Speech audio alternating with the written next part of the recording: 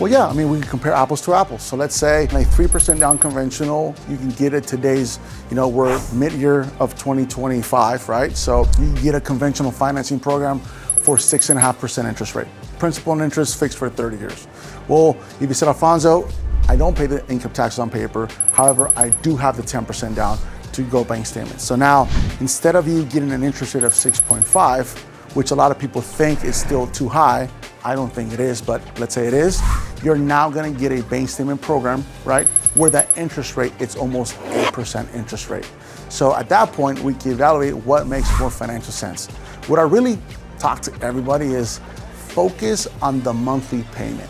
That's what really matters, right? I had a short sale my condo that my wife and I bought before we got married in La Jolla, UTC area, meaning a short sale means that I sold it for less than what I owed the bank.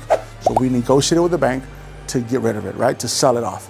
So that happened in 2008. So it took me a good 6 years to get back on my feet, right? To rebuild my mortgage business, come up with enough down payment to feel confident to be able to pay a mortgage again, right? So I went from paying $1,700 or $1,800 in rent to paying $3,800 in mortgage, okay? At that time, it was like, wow, can I afford this?